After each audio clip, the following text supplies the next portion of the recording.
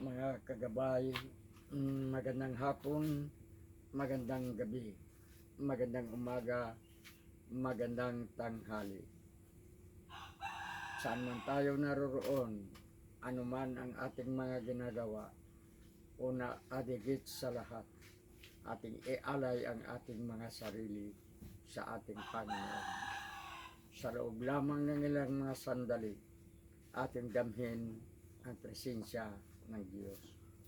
Sumasa atin ang pagpapala, ang biyaya, ang pag-ibig at ang kapayapaan ng Ama, ng Anak at ng Espiritu Santo na bubuhay at naghahari, iisang Diyos magpas sa walang hanggan.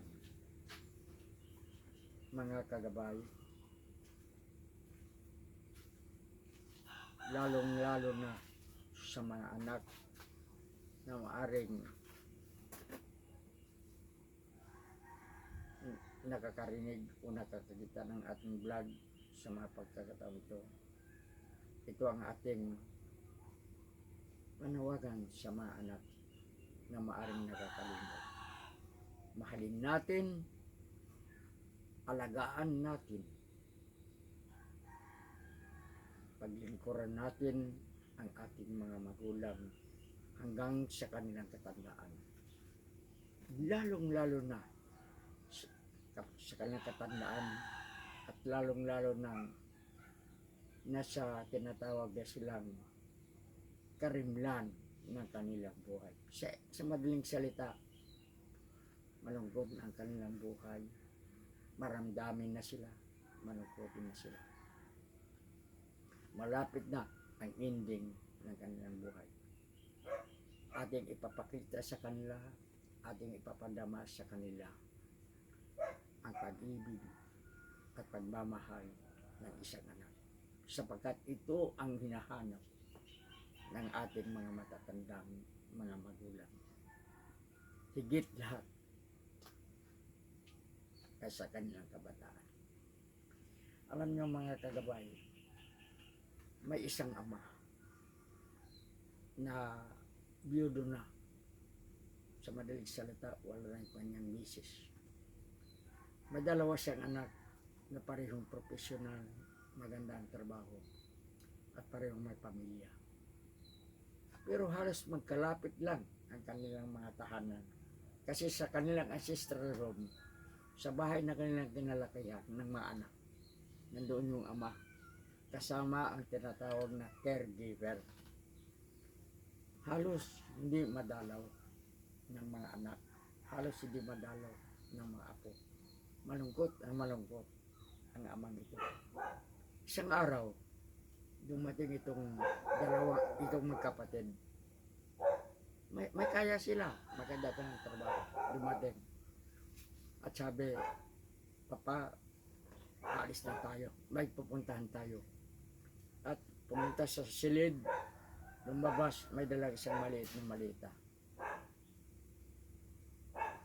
Hindi siya nasabi kung saan sila pupunta. Hindi siya nasabi kung ano ang dahilan bakit sila lalapas.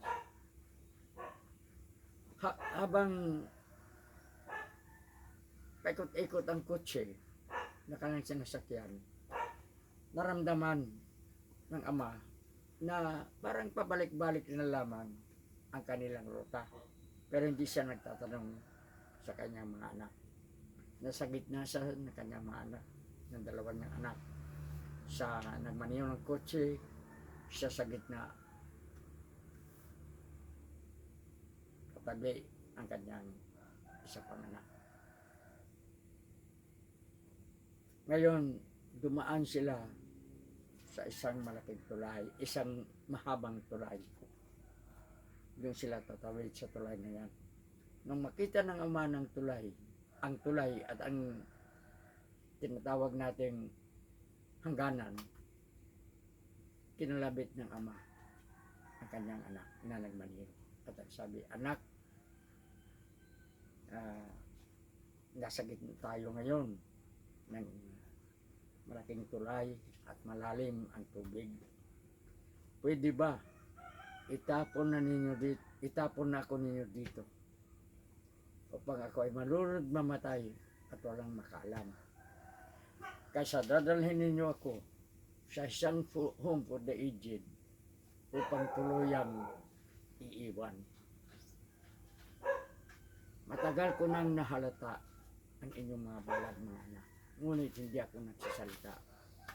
Ngunit sa ngayon hinihiling ko, itapon na lamang ninyo ako dito sa ilog. Napahiya na kayo ko lamang ang mga anak, walang nakapagsalita. Nabigla sila. Hindi nila alam kung bakit. Nalaman, naunawaan ng kanilang ama, nadadali nila ang kanilang ama sa kanilang kinausap na home for the aged. Sa madaling salita, ayaw na nilang makita, ayaw na nilang maalagaan ang kanilang ama. Kaya ang sabi ng ama na tumutulong luwa, itapon na ako mga anak. Huwag na kayong mag-alaala. Huwag na kayong mag-isip. Ayaw lang naman ninyong makita ko.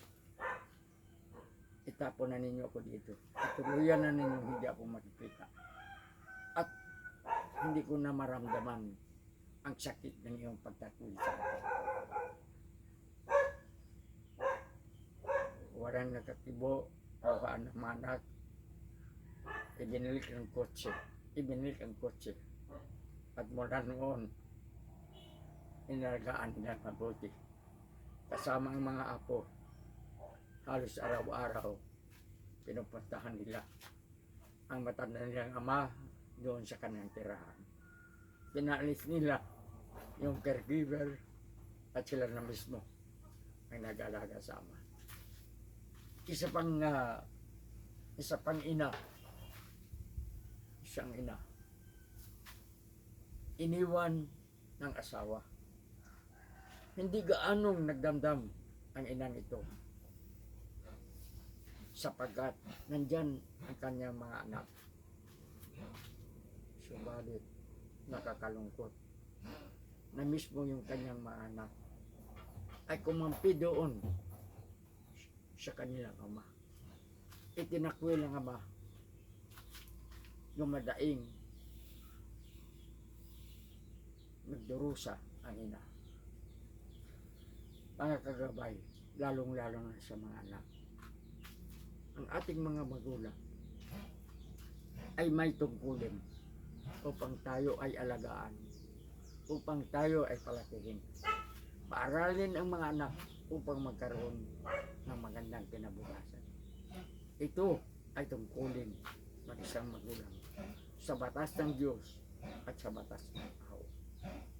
Ngunit tayong mga anak o ang mga anak ay walang tungkulin, walang anumang tungkulin, walang mandato, walang batas na nag-uutos na alagaan, mahalin ang kanilang mga magulang sa kanilang pagtanda. Hindi ito mababasa sa saan mang batas. Ngunit kung unawain natin ang Diyos sa kanyang pagbigay ng mandato, sa kanyang pagbigay ng kautusan sa mga magulang upang ang mga anak ay palakihin, bigyan ng magandang bukas, palakihin mga mabubuting tao, nagmamahal sa Diyos at tunay na mga mamamayan ng bansa. Wala ditong mandato sapagkat ang pag-aalaga, ang pag-aaruga sa mga matatanda natin mga magulang ay hindi binibili, hindi hinihingi, lalong hindi pinagpipilitan ibibigay ng magulang. Nasa atin ng mga anak yan. Hindi sa kinukonsenti natin ang mga anak na pabaya sa mga magulang. Ngunit nasa implied na batas ng Diyos na alagaan natin higit sa lahat ang ating mga matatanda mga magulang. Sa mga huling sandali ng kanilang buhay, ipapagraman natin ang ating pagmamahal sa kanila.